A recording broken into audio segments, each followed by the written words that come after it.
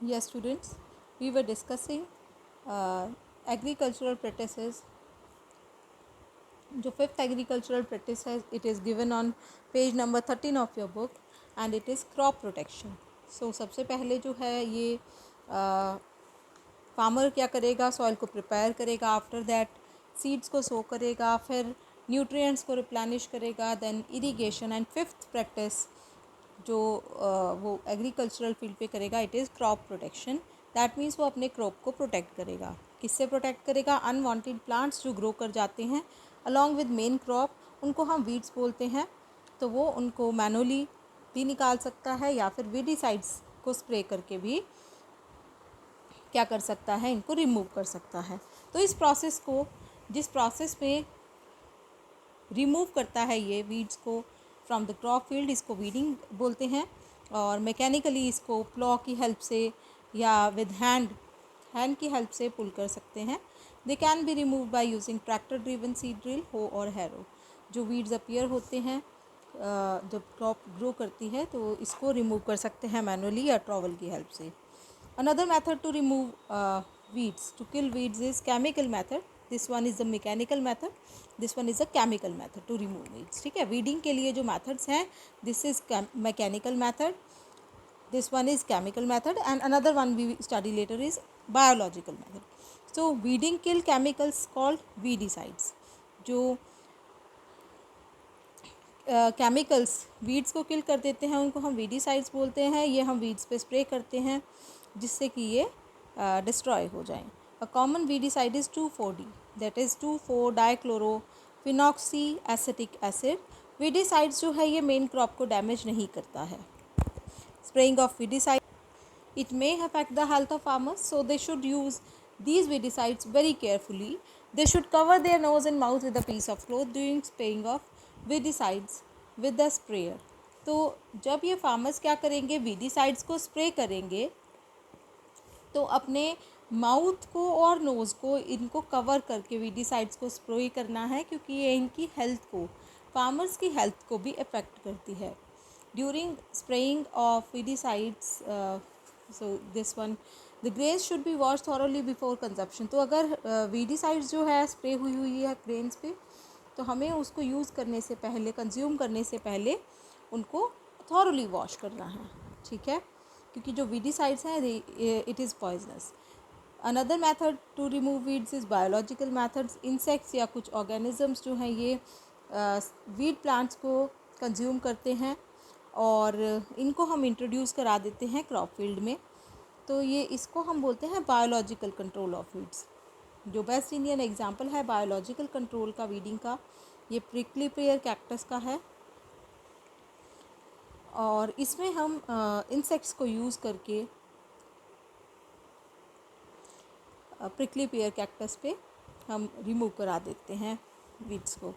ठीक है, protection from paste and disease. तो पहले तो हमने स्टडी किया है कि हम वीड से किस तरह से पेस्ट को, वीड्स को किस तरह से अपने हम एग्रीकल्चरल फील्ड से रिमूव कर सकते हैं. Another is a method is protection of paste from disease, sorry, protection from paste and disease. Protection कैसे करेंगे हम पेस्ट और डिजीज़ से? पेस्ट क्या है? पेस्ट ऑर्गेनिज्म है that attack and damage crops. जो क्या करते हैं, ऐसे ऑर्गेनिजम्स हैं जो अटैक कर देते हैं, क्रॉप्स को डैमेज कर देते हैं. रोडेंट्स भी हो सकते हैं, इंसेक्ट्स भी हो सकते हैं. इंसेक्ट्स में लॉकस्ट, वीविल्स और टर्माइट हो सकते हैं ये. ठीक है, और भी हो सकते हैं. तो ये जो पेस्ट हैं इनको हम पेस्टिसाइड से कंट्रोल कर सकते हैं. एग्रीकल्चरल एंड पे पेस्टिसाइड्स जो हैं ये पेस्ट को और इनके एग्स को भी किल कर देता है और जो क्रॉप है हमारी डैमेज होने से बच जाती है. तो इसके अंदर रोडेंटिसाइड या इंसेक्टिसाइड्स आ सकते हैं पेस्टिसाइड्स के अंदर. तो they must be spread manually by hand operated machine या फिर लो फ्लाइंग एयरक्राफ्ट के थ्रू हम इसको स्प्रे कर सकते हैं फील्ड्स पे. Common insecticides are BHC, gammexane भी बोलते हैं, benzene hexachloride, malathion and disyston. ठीक है, तो इसीलिए हमें क्या करना चाहिए, फ्रूट्स या वेजिटेबल्स को कंज्यूम करने से पहले उन्हें वॉश कर लेना चाहिए, क्योंकि इनके ऊपर जो पेस्टिसाइड्स की कोटिंग होती है ये हमारे लिए हार्मफुल होती है. The modern agricultural practices use a huge amount of pesticides, जो हमारे लिए डेंजरस है, ह्यूमंस के लिए, एनिमल्स के लिए भी, क्योंकि ये जो पेस्टिसाइड है ये मिक्स हो जाती है सॉइल में और डिज़ोल्व हो जाती है वाटर में, और फिर प्लांट्स इसे एब्जॉर्ब कर लेते हैं। जब हम फ्रूट्स कंज्यूम करते हैं, लीव्स या seeds, whatever the edible part of the plant we, तो ये पेस्टिसाइड हमारी बॉडी में एंटर कर जाती है और डिजीज़ कॉज करती है। नाउ जब हमने क्रॉप को प्रोटेक्ट कर लिया, आफ्टर दैट जो हमारी क्रॉप मेच्योर हो जाएगी उसको हम कट करके गैदर करेंगे। That process is known as harvesting. It usually takes 3-4 months for a cereal crop to mature.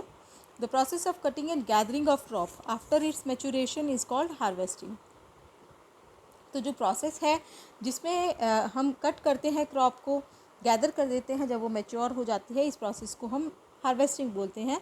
जब एक क्रॉप मैच्योर हो जाती है इसको हम हार्वेस्ट कर लेंगे, इकट्ठा कर लेंगे, ठीक है। In harvesting crops are pulled out और cut close to the ground. तो हार्वेस्टिंग के टाइम पे हम इनको पुल आउट कर लेंगे ग्राउंड से, या फिर इनको कट कर लेंगे क्लोज टू द ग्राउंड। ये आपको पता होगा बच्चों, जो बैसाखी है, बैसाखी अभी हम अप्रैल में ही आता है ये एवरी ईयर 13 और 14 अप्रैल। तो ये जो है ये हार्वेस्ट करते हैं इस टाइम पे हम वीट क्रॉप को। हार्वेस्ट टाइम जो है ये हैप्पीएस्ट टाइम होता है फार्मर्स के लिए। जो फील्ड है वो गोल्डन नज़र आती है हमें, क्रॉप जो है वो ग्रेन से लोडेड होती है। जो फार्मर्स हैं इनको बहुत खुशी होती है उस समय, ठीक है। तो ये उसको एज अ फेस्टिवल सेलिब्रेट करते हैं। पोंगल, बैसाखी, होली, दबैना और बिहू, ये सारे क्या हैं, हार्वेस्टिंग फेस्टिवल्स हैं, ठीक है। Then harvesting in our country is इधर डन मैनुअली बाय सिकल और बाय मशीन। हार्वेस्टर की हेल्प से कर सकते हैं या फिर सिकल की हेल्प से हम हार्वेस्टिंग कर सकते हैं। After the crop is harvested, जो इसके ग्रेन्स हैं ये शैफ से, इसके ऊपर एक कवर होता है जिसको शैफ बोलते हैं, उससे सेपरेट किए जाते हैं थ्रेशिंग की प्रोसेस से। थ्रेशिंग मैनुअली भी हो सकती है, थ्रेशर की हेल्प से भी हो सकती है। कैसे थ्रेशिंग की जाती है मैनुअली?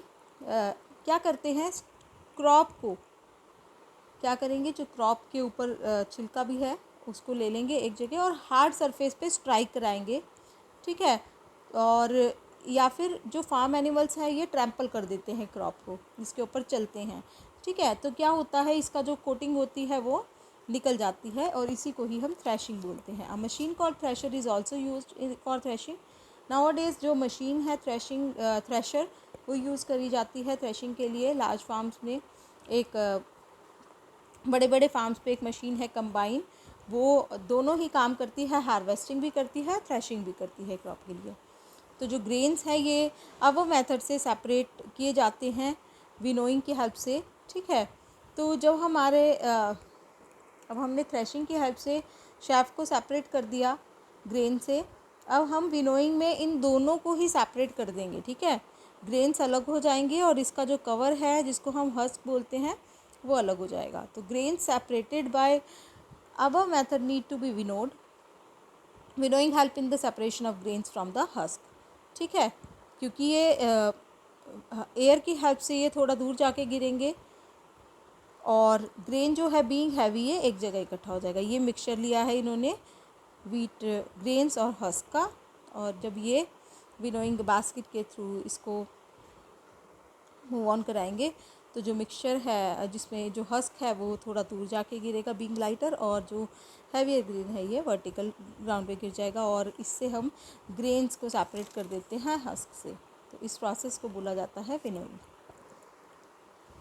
जो सीड्स हैं being heavier fall straight to the ground while the little husk light husk hay are blown a little farther away by the wind. Winnowing is also done by winnowing machine, ठीक है। Winnowing machine से भी किया जाता है, ये machine दिखाई हुई है विनोइंग मशीन, ओके।